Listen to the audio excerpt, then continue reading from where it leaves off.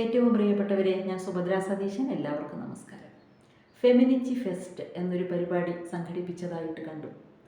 കേരളത്തിലെ തലമുതിർന്ന എഴുത്തുകാരികളും സാമൂഹ്യ പ്രവർത്തകരുമൊക്കെ പങ്കെടുത്ത വളരെ ഗൗരവത്തോടുകൂടെ കാര്യങ്ങൾ കാണുന്നുണ്ട് എന്ന് തോന്നിപ്പോയ ഒരു പരിപാടി. അതിൽ ഒരു പെൺകുട്ടി, അവളെ എല്ലാവർക്കും അറിയാം, പങ്കെടുത്ത് സംസാരിക്കുന്നത് കണ്ടു. അവൾ സംസാരിച്ച വിഷയം തന്തവൽക്കരണം എന്ന വാക്കാണ്. അവൾ സ്ഥാപിച്ചെടുക്കാൻ ശ്രമിച്ചത് അവളുടെ ജീവിതത്തിനെ മുൻനിർത്തിക്കൊണ്ട് അവൾ അനുഭവിക്കുന്ന സ്വാതന്ത്ര്യത്തിനെ പറ്റിയിട്ടാണ്.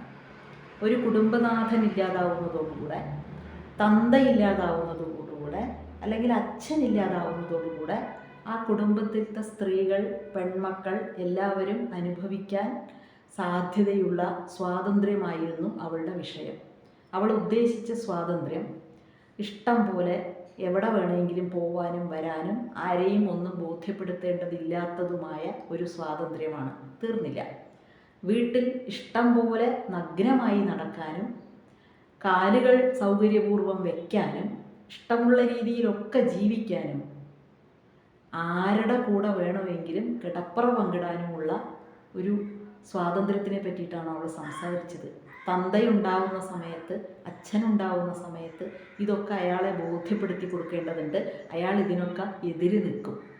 അമ്മയാവുമ്പോൾ ഇതിൻ്റെ ഒന്നും ആവശ്യമില്ലാത്രേ. അവൾ പറഞ്ഞത് മുഴുവനും അവളുടെ കാര്യങ്ങളാണ്. അവൾ അത് ആദ്യം പറഞ്ഞിട്ട് വേണമായിരുന്നു പറയാൻ. അല്ലാതെ ഈ പറയുന്നതാണ് ശരി എന്ന് സ്ഥാപിക്കാനുള്ള യാതൊരു റൈറ്റും ആ പെൺകുട്ടിക്കില്ലല്ലോ. വേറൊരു രസകരമായ വസ്തുത, അവൾ പറയുന്ന ഓരോന്നിനും പിന്നോടിയായി കയ്യടിച്ചു കൊടുക്കുന്ന അവിടെ ഉണ്ടായിരുന്ന മറ്റ് സ്ത്രീകളെ പറ്റിയിട്ടാണ്. ഏറ്റവും വലിയ വിരോധാഭാസം എന്താണെന്ന് ചോദിച്ചാൽ, അവരെല്ലാവരും താമസിക്കുന്നത് ഭർത്താക്കന്മാരുടെ കൂടെയോ അച്ഛന്മാരുടെ കൂടെയോ ആങ്ങളമാരുടെ കൂടെയോ ഒക്കെയാണ്. ഒരാൾ ഒരഭിപ്രായം പറയുമ്പോൾ അതിനെ കയ്യടിച്ച് പ്രോത്സാഹിപ്പിക്കുന്നതിൻ്റെ അർത്ഥം ആ പറയുന്നതിനോട് പൂർണ്ണമായ യോജിപ്പാണെന്നാണ്. അല്ലെങ്കിൽ നമുക്ക് കൈയടിക്കാൻ കഴിയില്ല. ഇവരപ്പോൾ വൈകുന്നേരം വീട്ടിൽ പോയിട്ട് ഈ പരിപാടി കഴിഞ്ഞ് വീട്ടിലേക്ക് വളരെ പ്രചോദിതരായി പോയിട്ട് ആ വീട്ടിലുള്ള എല്ലാ പുരുഷന്മാരെയും ആട്ടി ഇറക്കി കാണുമെന്ന് എനിക്കറിയില്ല. പക്ഷെ ഒരു കാര്യം ഇങ്ങനെ ജനറലൈസ് ചെയ്യുന്ന സമയത്ത് വളരെ ശ്രദ്ധയോടുകൂടെ പുറത്ത് നടക്കുന്ന രണ്ട് കാര്യങ്ങൾ വീക്ഷിക്കേണ്ടതുണ്ട്. ഒന്ന്, ഇത് റിഫ്ലക്റ്റഡ് ആവുക വളരെ സന്തോഷത്തോടുകൂടെ അച്ഛനും അമ്മയും മക്കളും അടങ്ങുന്ന, യാഥാസ്ഥികം എന്നൊക്കെ നമുക്ക് വിളിക്കാൻ തോന്നുമെങ്കിലും ഏറെ പേരും കുതിക്കുന്ന വളരെ സുഖകരമായ ജീവിതം ജീവിക്കുന്നവരുണ്ട്.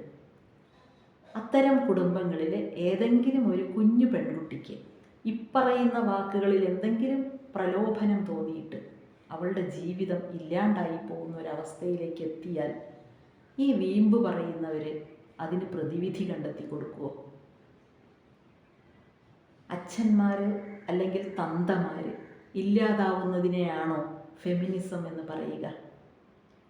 വണ്ടിക്കാളുകളെ പോലെ മക്കൾക്ക് വേണ്ടിയിട്ട് ജീവിച്ച് കഷ്ടപ്പെട്ട് ഭക്ഷണം പോലും ലുബ്ധിച്ച് പണിയെടുക്കുന്ന തന്തമാരില്ലേ ഇവിടെ? കേരളത്തിൽ മാത്രമല്ല, കേരളത്തിൻ്റെ വലിയൊരു ശതമാനം പ്രവാസികളായി ജീവിക്കുന്നവരിലില്ലേ? എന്തിനാണ് അവരിങ്ങനെ പോയിട്ട് കഷ്ടപ്പെട്ട് എല്ലാ തരത്തിലുള്ള സങ്കടങ്ങളും ഒളിപ്പിച്ച് വെച്ചുകൊണ്ട് ജീവിക്കണത്? അവർ സമ്പാദിക്കുന്ന തുക നാട്ടിലേക്ക് വരാൻ പോലും കൂട്ടാക്കാതെ ഇവിടെ ജീവിക്കുന്നവർക്ക്, അയാളുടെ വേണ്ടപ്പെട്ടവർക്ക് അയച്ചു കൊടുക്കുന്നത് എന്തിനു വേണ്ടിയിട്ടാണ്? എല്ലാവരെയും ഒരൊറ്റ വട്ടത്തിൽ വരച്ച് കാണിക്കുക എന്നുള്ളത് എളുപ്പമല്ല. അതെത്ര മഹത്തരമാണെന്ന് വിളിച്ചു പറഞ്ഞാലും ശരിയാവില്ല. വളരെ വിഷമവും ആത്മരോഷവും ഉണ്ടായ ഒരു അവസ്ഥ മനസ്സിനെ തീണ്ടിയതുകൊണ്ടാണ് ഇത്രയും പറഞ്ഞത്. നമസ്കാരം.